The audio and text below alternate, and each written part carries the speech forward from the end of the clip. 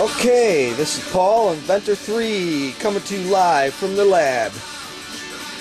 Okay, this is going to be the long-awaited for how-to video. This also may be the last video of the season on the free energy from air circuit design here for the season.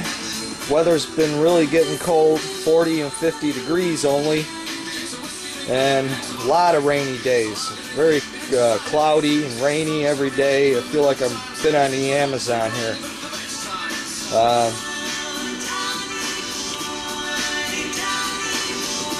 So, I do have one other test I want to try to do though before I pack it in for the winter here and start.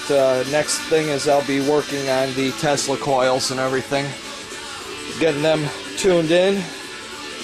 But anyhow, I'm going to try to go fast here. I don't know if I'm going to have to do this in 2 or 3 parts here. Videos can only be 10 minutes long, and it took me a long time to prep for this. I'm not realizing how much information we've got to go over. Okay, this is our circuits. Okay, there are 4.1 microfarad ceramic disc capacitors. There are 4 germanium type diodes, and there are 2 electrolytic polarized capacitors at 100 microfarad each.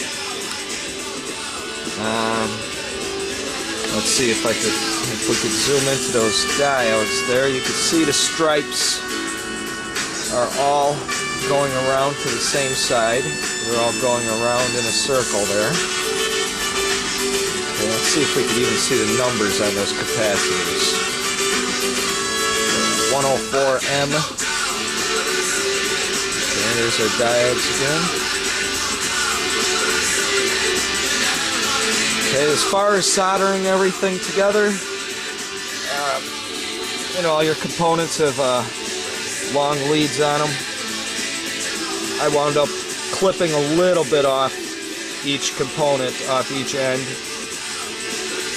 and then soldering them together. This is my soldering iron, soldering pen or soldering iron,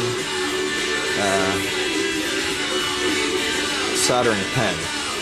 Not a soldering gun. You don't want to use a soldering gun. Okay, all you need is like 20 watts, not no 40. Because one of the other problems is when you're soldering, try to keep a nice clean point. You just put solder, a drop of solder. You just use the point of the soldering iron, not the whole thing. Every now and then the soldering iron gets a little dirty,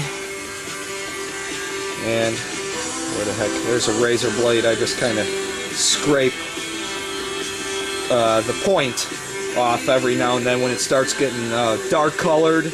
You want it to be nice and shiny. You want to use,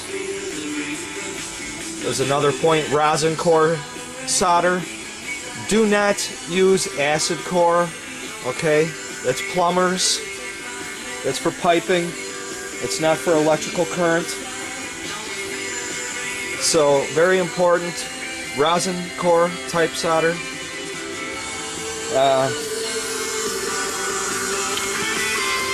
You want to try to solder quick, as fast, the joints as fast as you can.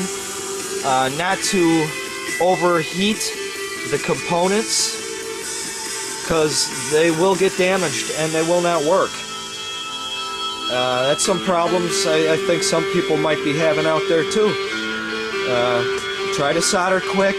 They do have little soldering clips. I don't have one with me right now, that you pinch on each side of where you're soldering. Like if you're soldering right here, I would put the clip right next to the component, and it would draw the heat to the clip and instead of going to your component. But yeah, try not to let it get too hot. Use the right solder. Okay, these are our components. I get these from Radio Shack. Okay, those two types of capacitors. Here's the numbers, the ratings. Here's the 0.1, the 4 capacitors that I use. Okay, there's even the part number from Radio Shack. Okay, here's the electrolytic ones. There's the part number. You could order it offline too. Okay. 100 microfarads, 50 volts. I'll show you the back of the package here.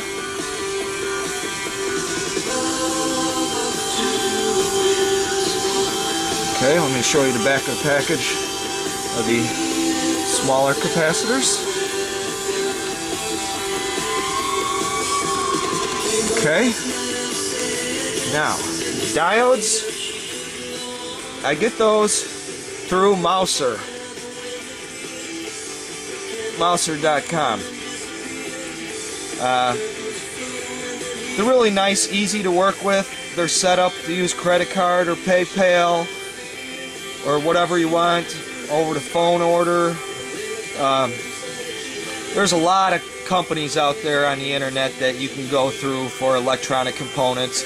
Mouser is a little bit higher priced, but I really like, they have a wide variety of components, almost everything you need, plus they package everything really beautifully and label everything perfect. So I really like that, and it's worth the extra 10 or 15 cents a component, as long as you're not ordering thousands of parts. But anyhow, that is all the information there on the diodes. They're germanium type diodes. Okay. Let's see, here's even some more information. Here's actually my order thing. Okay, there's... That's one less distraction. Oh, wait, wrong one, wait. You'll have to deal with them yourself. Those were some other capacitors that I got there. Let me...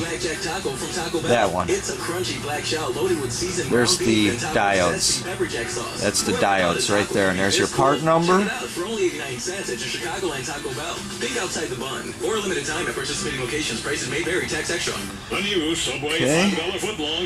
That's Mouser. For the bringing endorsement. Introducing the newest $5 footlong, the taste-delicious Subway buffalo chicken, built from the freshly baked bread, spicy chicken. Here's another sandwich topped with all the crisp veggies you love. Newest Subway $5 one I made. buffalo chicken. We got 4 capacitors. This one is only 2 capacitors. These 4 are 0.1 microfarad. These are 0.22 microfarads. So it's basically the same thing. I get the same readings and everything from them. So I'm just using 2 capacitors that are twice as large instead of using 4. And those 2 I did not get from Radio Shack. Those 2 I got from Mouser also. And that was that first top line that I was showing you. That's why you see the 0.22 there. And that's the part number for those. You only need 2 of those as opposed to using the 4, and it'll work just as good. Okay, there's another one I made with some silicon diodes. Results were not nearly as good. In the garbage, don't use them. Germanium type. Let's see now. As far as checking components, many times I have blown these capacitors and even some diodes out. These capacitors. Alright, let's see how to check your diode. Oh, let me show you something else here on diodes. Some good information here. Let me take this stuff off my book. Okay. Here's your diode.